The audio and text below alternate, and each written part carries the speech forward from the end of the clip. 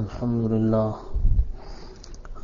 لله نحمده ونستعينه ونستغفره ونؤمن به ونتوكل عليه ونعوذ بالله من شرور أنفسنا ومن سيئات أعمالنا من يهده الله فلا مضل له ومن يضلله فلا هادي له ونشهد أن لا إله إلا الله وحده لا شريك له ونشهد أن سيدنا ومولانا وحبيبنا محمدا عبده ورسوله أما بعد فأعوذ بالله من الشيطان الرجيم بسم الله الرحمن الرحيم ولا تستوي الحسنة ولا السيئة ادفع بالتي هي أحسن فإذا الذي بينك وبينه عداوة كأنه ولي حميم وما يلقاها إلا الذين صبروا وما يلقاها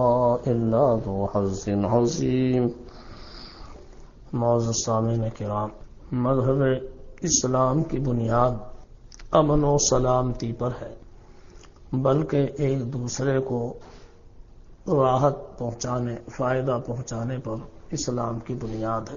ایک دوسرے کو راحت پہنچائی جائے، فائدہ پہنچایا جائے اور کم از کم دوسروں کو اذیت اور تکالیف سے بچایا جائے، اس پر اسلام کی بنیاد ہے.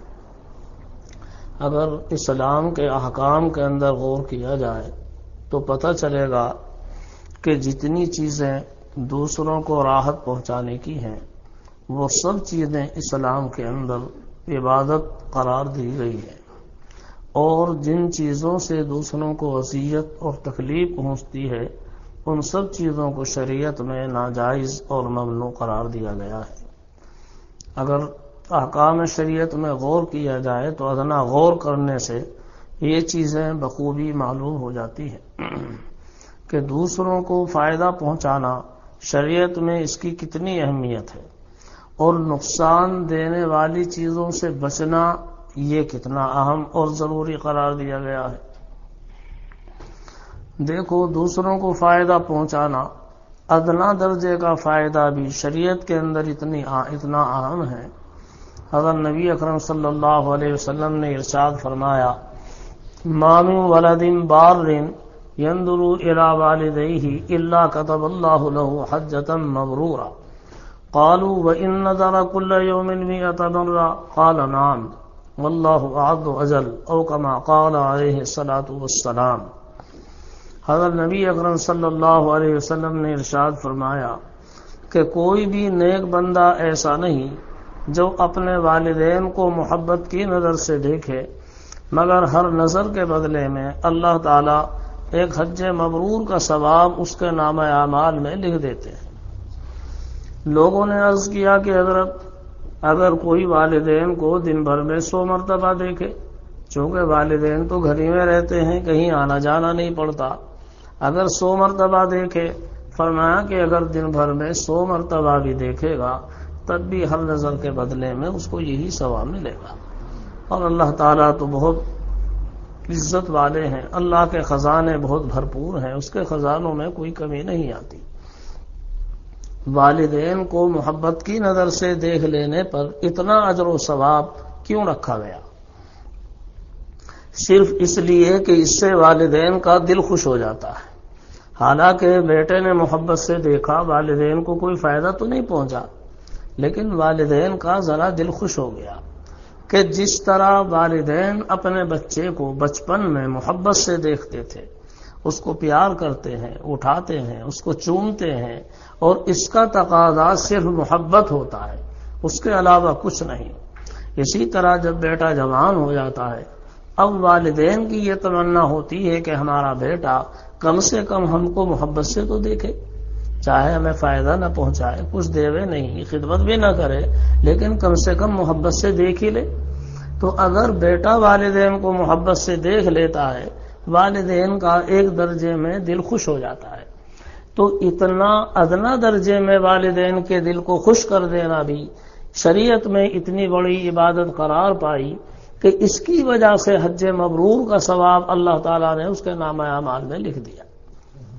یہاں تک کہ دن بھر میں 100 مرتبہ دیکھے تو یہی ثواب اس کے لیے۔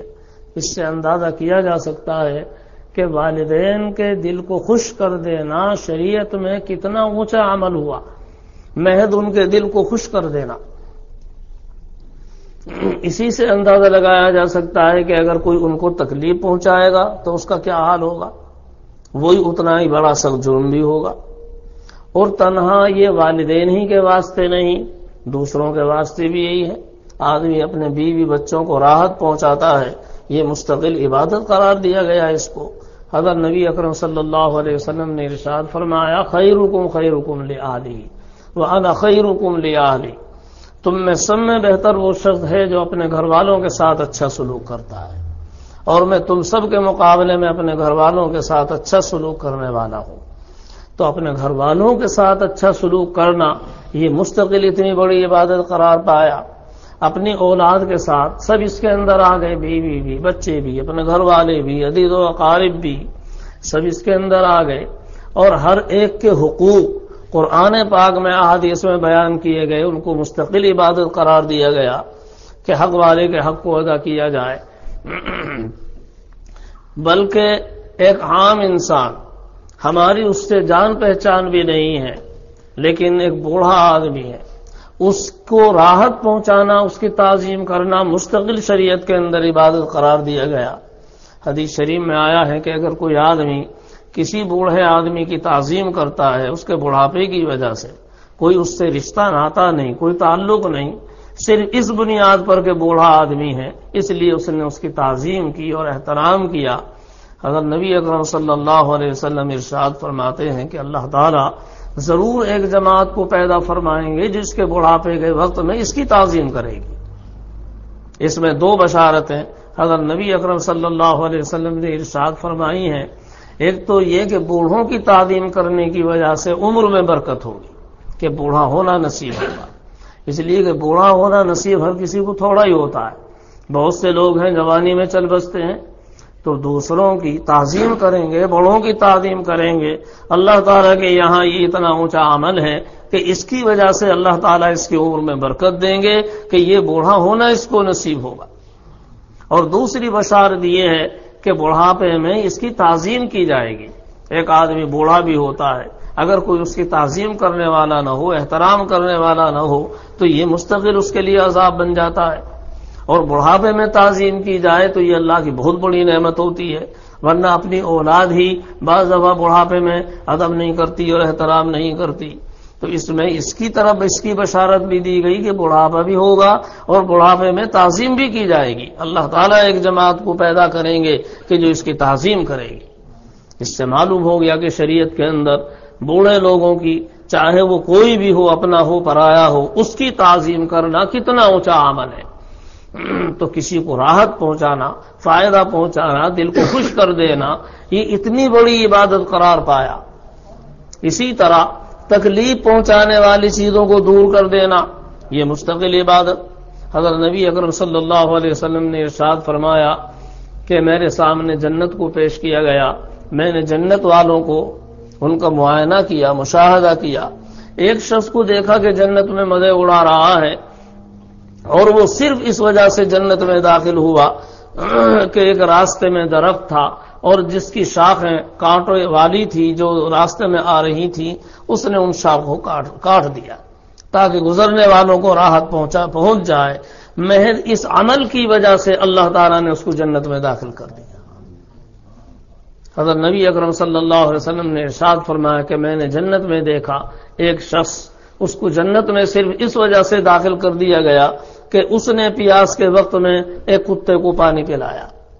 محض یہ عمل اللہ کو پسند آ گیا اور اللہ تعالیٰ نے اس کو اسی عمل کی وجہ سے بخش دیا اور جنت میں داخل کر دیا۔ تو انسان حیوانوں کو فائدہ پہنچانا، راحت پہنچانا بھی اتنی بڑی عبادت شریعت کے اندر قرار پایا۔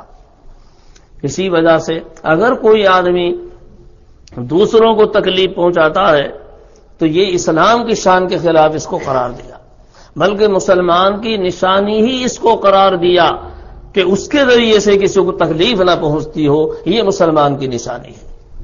حالانکہ دوسری عبادتیں بھی ہیں، دوسرے اوصاف اور صفات بھی ہیں، لیکن خاص نشانی اسلام کی اس کو قرار دیا کہ اس سے کسی کو تکلیف نہ پہنچتی ہو۔